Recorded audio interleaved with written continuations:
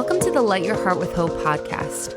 I'm Erin, here with my mom, Jill, and we are in the midst of a season about mental health in honor of Mental Health Awareness Month, which is the month of May. And so before... Also your birthday month. It is. I think this episode will come out after my birthday, so... So happy birthday again, Erin. Thanks, Mom. How old are you? 20? I'm going to be 29. Or I am 29 if you're listening to this. Exactly. If you're listening to this after May 4th, I'm 29. So 1 year away from your 30s. I know. Let's not But you talk know what? about it. Every day is a gift. It sounds cliche. But you're right. Especially when you're right. talking about mental health, like every single moment, single every day. single breath, every single day is a gift from God. Definitely. Well, before we dive into today's topic, I think we have a little teaser that we want to give the listener, A right, sneak Mom? peek, A little teaser. sneak What do we peek. want to talk about? What do we want to say? What do we want to tell people? This is an exciting month. It really is. So, Hunter's Hope, which our podcast, Light Your Heart with Hope, is really under the umbrella of the Hunter's Hope Foundation. And so we are doing a Hunter's Hope mental health collaboration collection. Ooh, This it's so includes exciting. I'm so excited. encouragement, apparel, fun things like that. So be on the lookout. We are so excited to do this collaboration. You and I both, Mom, are very passionate about mental health because of our own stories. We're passionate about helping people understand that they're not the only ones going through this, that they're not alone. And so I'm really excited and thankful that we're doing this collaboration. And so if you're listening, stay tuned. Check out the Hunter's Hope website. Stay involved with our social media where we will be sharing We're going to more. do some giveaways too. Oh, We're yeah. going to do some Definitely doing exciting giveaways. apparel giveaways, book giveaways. We have a lot in store. So definitely Yes. stay tuned. Stay connected. Connect with us, all social media platforms. But Share what you think on the podcast. Give us a review on the podcast. Let us know what you think. Share it with your friends, especially the mental health episodes, because anyone who's going in your life who's going through mental health struggles in any way, I just encourage you to share these episodes with them because I think that they will be encouraged. And I just also want to say how excited I am that Hunter's Hope, our foundation that we started, as a result of Hunter's diagnosis, at 4 months old with Krabbe leukodystrophy, we started to help families with leukodystrophy and to, impact children's lives through newborn screening. But now Hunter's Hope, providing hope in the mental health community, is such a huge blessing. I'm so excited about sharing this collaboration, but I'm also just so excited that we are impacting people's lives, impacting their mental health and giving them hope. Because you know what? A lot of the families that we have already served for so many years have been impacted by grief and depression and anxiety and many other mental health issues. So we're able to encourage them in the mental health world as well. And so I'm just really excited that we get to provide hope in this area now too. Me too. I'm so thankful. So let's dive into today's topic. Yes. And this is based on some questions that we received that we're really, kind of combining. We are combining these questions into one episode because it was a common question that we were asked. And one of the questions is, how can I help someone who's battling with depression and anxiety? So how can I help them and how can I help myself while I'm helping them? And that is so important. Yeah. Because if you're not taking care of yourself, how can you help someone else? You can't. Right. You have to take care of yourself as well. And the other two questions are similar but different. One is just how I can support my daughter best with her anxiety and depression. Well, I can say right now that you and I should probably get coffee because I have learned how to support my daughter through depression and anxiety. It's the daughter that I'm doing this episode with. And the last question is, how can I support my husband with depression and encourage him along the way in his journey? So to sum up all of those things, we are talking about coming alongside someone struggling with mental health. Just to give you a background, if you are just listening now to our podcast, we both can speak to this because one, we've both struggled with mental health, and two, we've both come alongside someone who is struggling with mental health. And so I just want to share a little bit of background into, obviously, when we're talking about mental health, I also want to say, disclaimer, we are not mental health professionals. We are not counselors. We are not doctors, but we are just sharing our own journey and what we have walked through. And so I want to start by sharing how some people came alongside me when I was struggling with my mental health. And starting with my family, Mom, you specifically, you prayed for me, which was the most important thing, but you listened, you sat with me, you cried with me, you held me when I was falling apart. And I think that that was one of the biggest things for me. And I think you learned this along the way, Mom, but not trying to fix it, which is so hard because obviously you want to take away the pain of the person that you're walking alongside going through a struggle and hurting. You obviously want to take that pain away, but you didn't. Well, at first you didn't, but eventually you didn't try to fix it. You were just with me and you walked through it with me. You reminded me that it was going to be okay and that I wouldn't be in that place forever and that I wasn't alone. And so you coming alongside me impacted me so much as I was struggling. Well, and if I can just interject, my mother came alongside me. Yeah.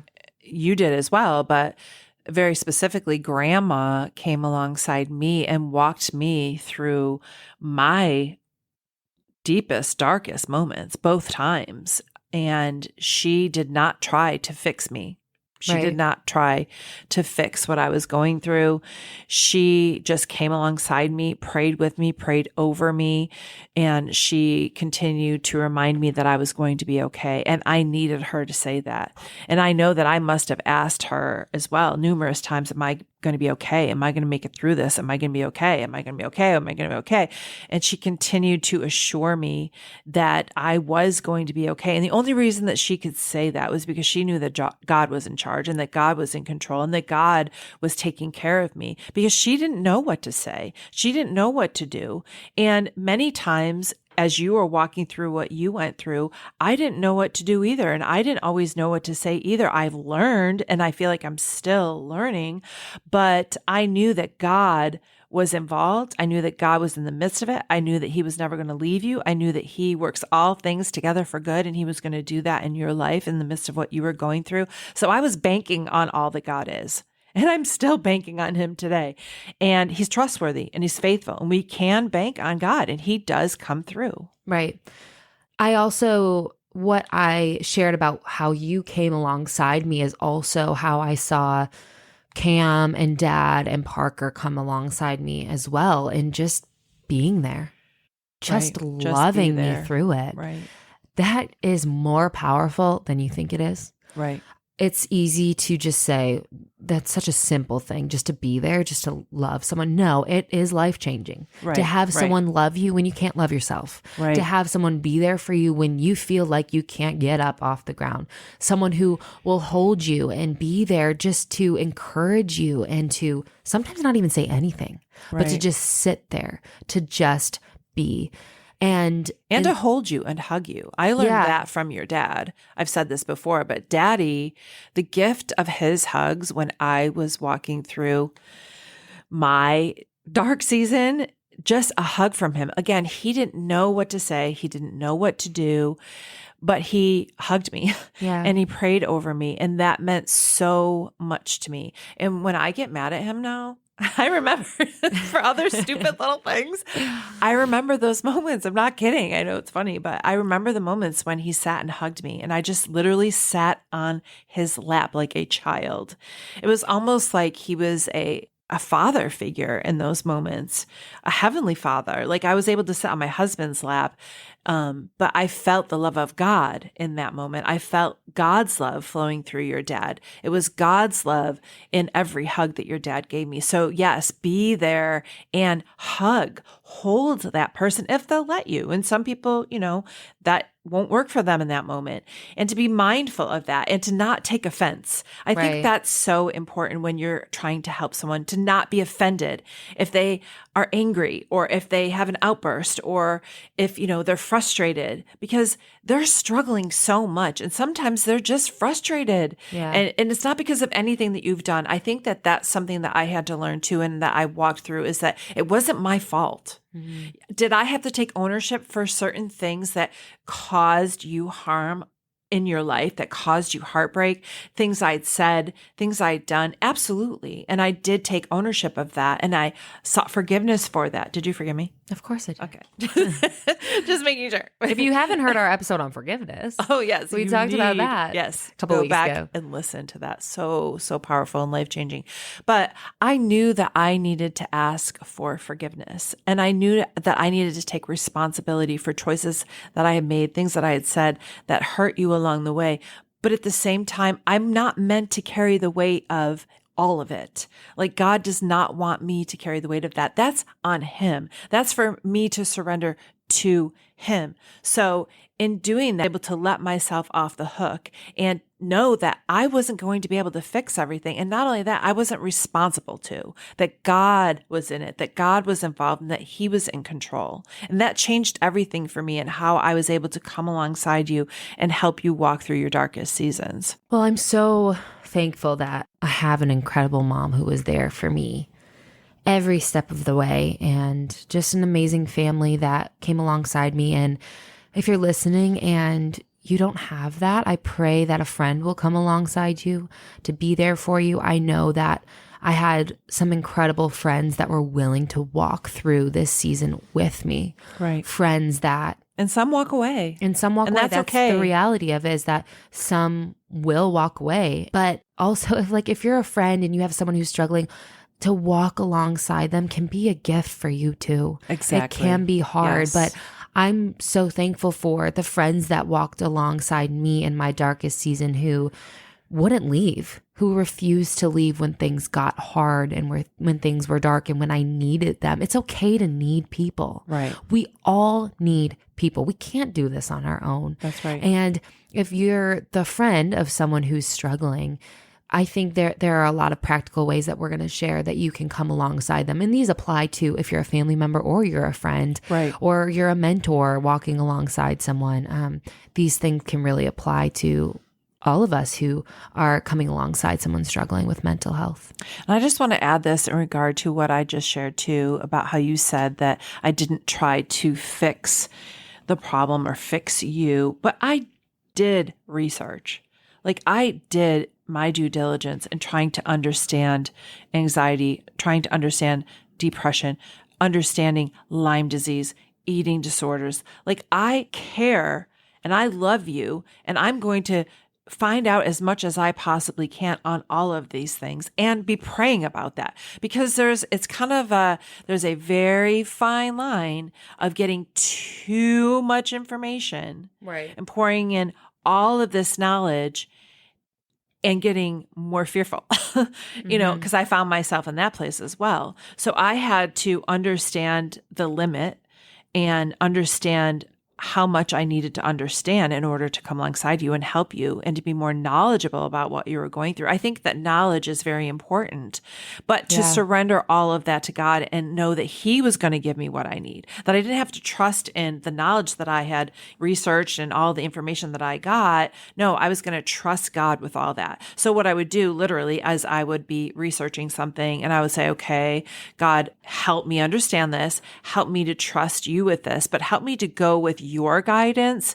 even more so than what I'm reading or what a medical doctor is going to tell me. Help guide me through this, because I had no idea how to help you. Even though I had gone through my own experience, I understood it to a certain point, but I didn't fully understand. Only God really knew exactly what you were walking through. So I needed his help and his guidance. And along the way, I did suggest some things.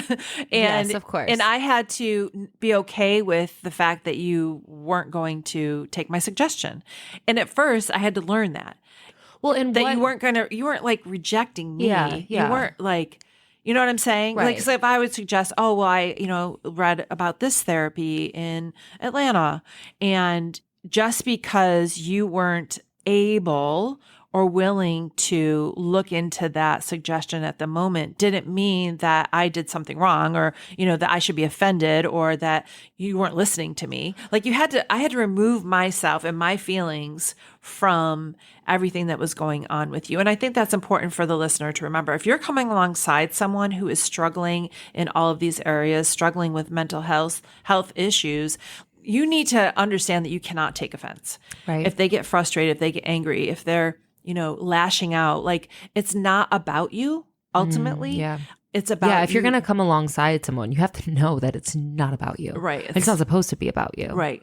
That doesn't mean you shouldn't take care of yourself, because if you don't take you care of absolutely yourself, have to. You can't take care of someone else. Right. But what I'm saying is, you just have to be willing to understand and acknowledge the fact that it's not about you, and to not get frustrated or offended if your suggestion isn't met with open arms. Like, well, it's okay. It's okay that you don't do what the person is, if they don't want to do what you're suggesting for their health, even though you think it's the best idea on the planet, and they still choose not to want to do that, that is okay. And you have to be okay with that. And I had to learn that. Well, and the reality is that what works for you may not work for me, and vice versa. And so we can share what has helped us, say, this has helped me in my season of depression, but to say, like, do this will help you.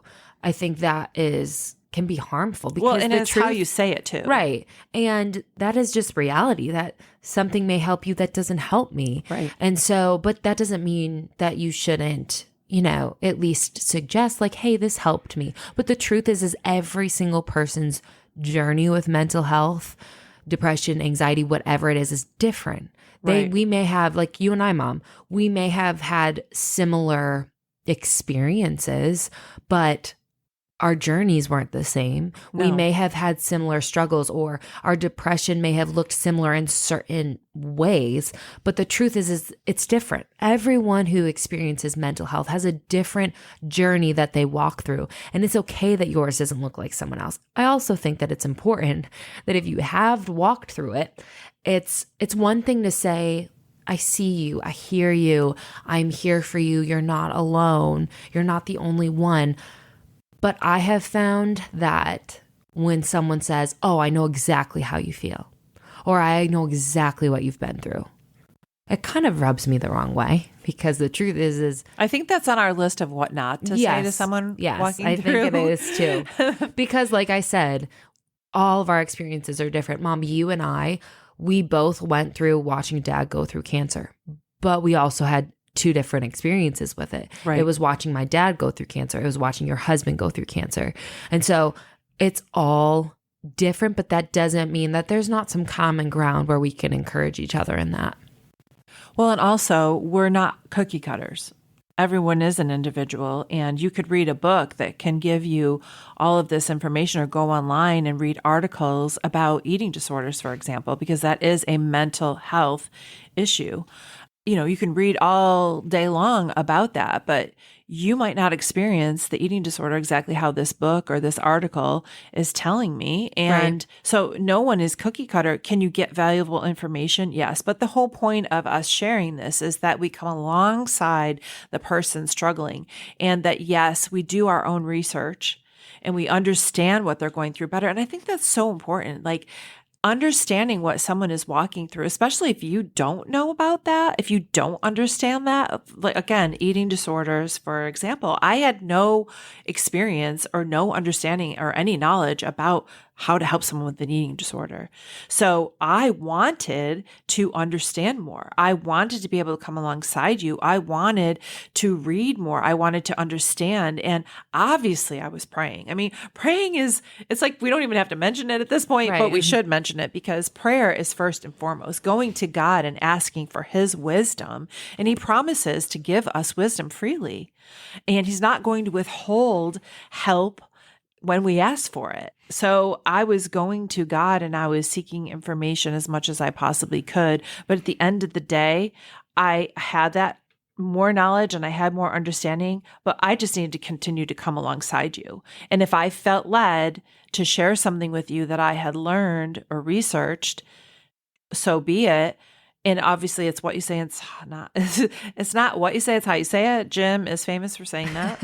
It's one of Yes, his he very common Cliche cliches that he says. It's not what you say. It's how you say that. Say it to someone. But if you were going to receive that, that's not my responsibility. Right. And you don't need to take that on or be offended by how someone reacts to something that you're trying to do to help them. Right. So let's talk about some practical things that you can do to come alongside someone. Number one, we've said it before, we will say it every time, pray. Yes. Pray for them, and if they'll let you, pray with them. Yes. I know that in my own journey, sometimes it was hard for me to pray, so I needed someone else to pray for me, and sometimes I didn't want to pray. That was hard. Yeah, that was hard. I remember those moments. But again, it's not about me. It's not about how I felt about that situation. I was crushed. My heart was heartbroken for you because ultimately, in every circumstance, I believe that God is the answer. I believe Jesus is the way, the truth, and the life. And speaking the truth out loud changes things. And so I believed all of those things, but I had to give all of that to God. Even what I believed and what I trusted to be true, I had to surrender back to God, because when you were struggling in the darkest times, in the darkest moments, you didn't want to hear worship music. You didn't want me to pray over you.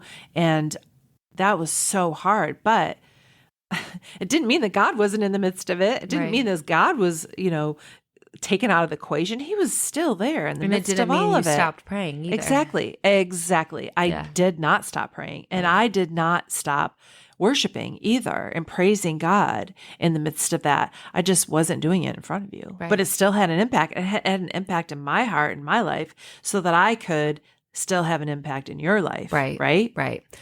Another one, listen. This is so important. You don't have to have all the answers. You won't have all the answers. Just listen. And like we said before, just be there. Just be with the person and listen. Even if what they say sounds crazy, or if what they say sounds like, what are you talking about? Why would you feel that way? Obviously never say that, but just listen. Allow them to express what they're going through and just be there for them. That's the next one. Be there. Don't walk away when things get hard.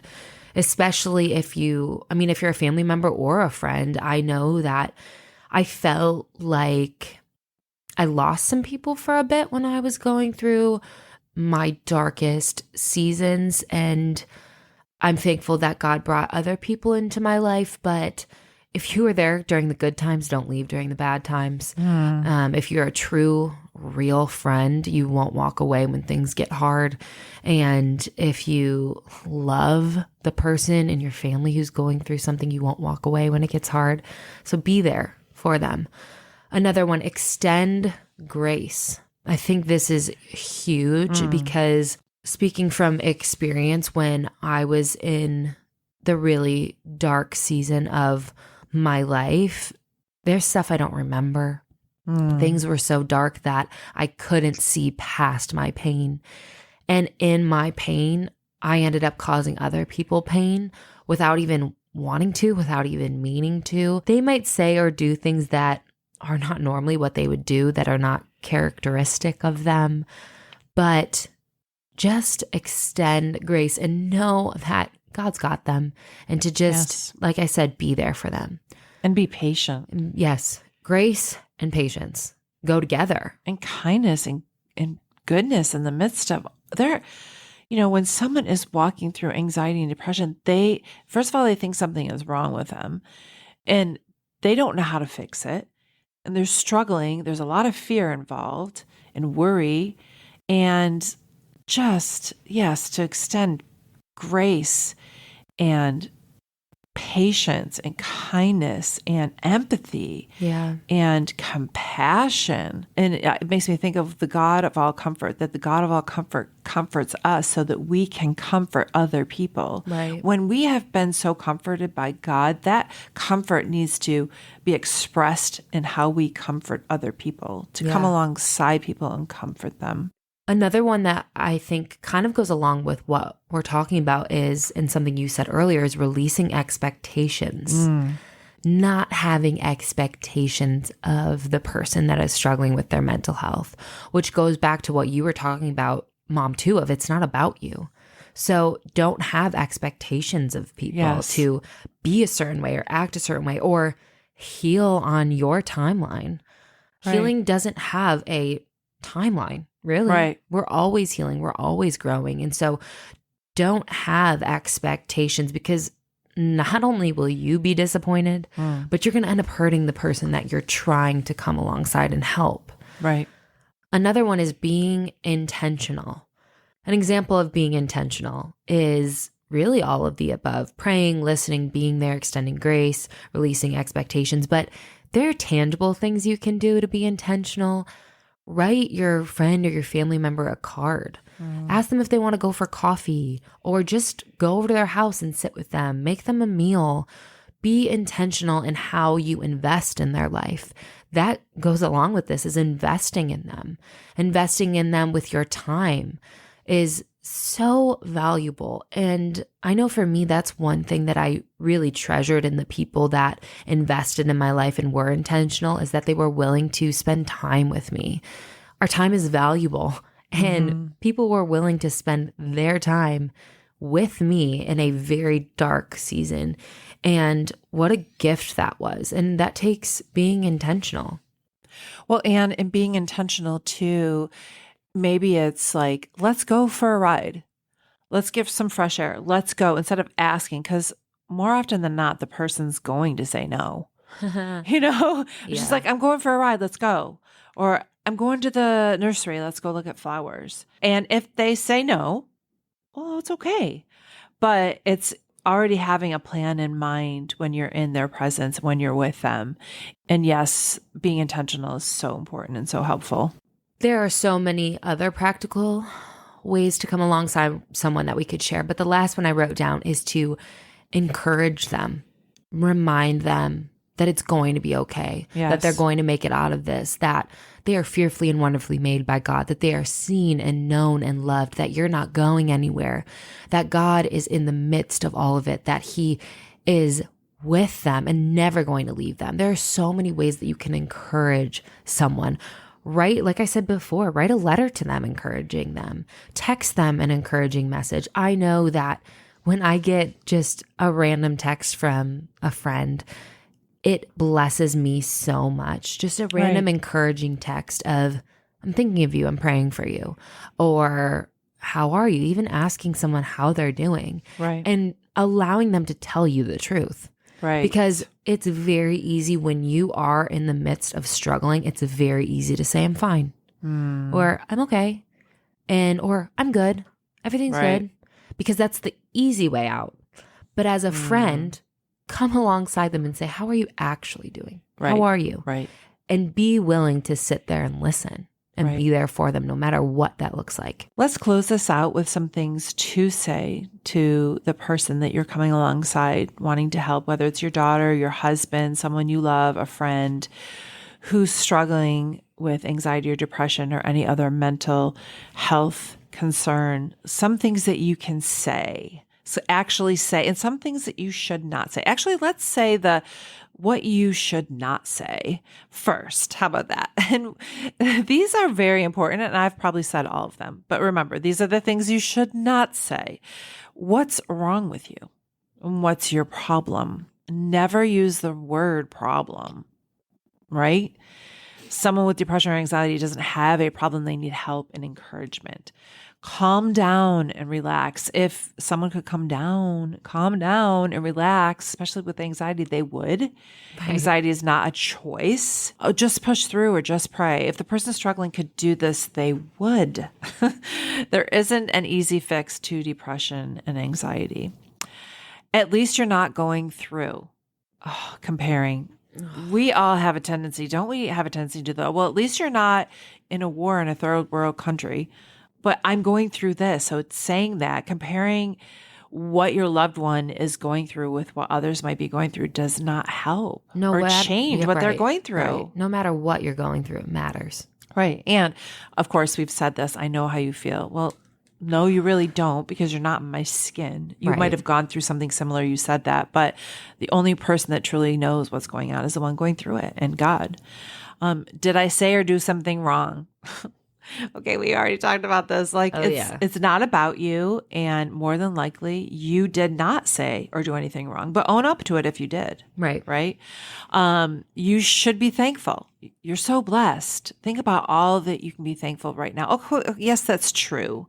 And gratitude is so important. And it's good to be thankful and grateful. But when someone is going through anxiety or depression, it's hard to be in the moment. You can be that, and you don't have to say that, but you in your heart can be thankful, but you don't have to tell them that they should be thankful. Yeah, focus on something else. I've been told that so many times. Well, focus on something else. Well, Like, don't you think I could? right. I mean, I would if I could. If the person could snap out of it, they would. Right. It's not that simple. Don't worry, you'll be fine. Although this is true, I do believe that person is going to come out of it. You are going to come out of it, and you will be fine. That's not what it feels like when you're in the midst of it. Let's talk about what we can say. I'm here to help you get through this, and you will get through it. Amen. You're not alone. I'm here if and when you want to talk. I'm with you and for you every step of the way. How can I help you right now? Let's navigate through this together. I'm on your side. I'm not going anywhere. Oh, I love that one. I know. That's I one said of my that recently favorites. with someone who I love, who we both love, and he's really, really, really struggling. And I just looked him straight in the eyes and I said, I'm not going anywhere. There's nothing that is going to take me away from helping you. Like, Right. I'm not going anywhere. I'm going to be here with you through this entire journey. Like, I'm not leaving you. I'm not going anywhere. I love that. I see you. I can tell you're having a really hard time. I may not understand what you're going through, but I'm here to listen and learn. I love you no matter what. Ah, that's a perfect one to end with, really. Yes. I love you no matter what. And God says that to us. He loves Right. us no matter what. And He knows the intimate details of everything that we're going through and everything that your loved one is going through. And you can trust Him with what your loved one is going through.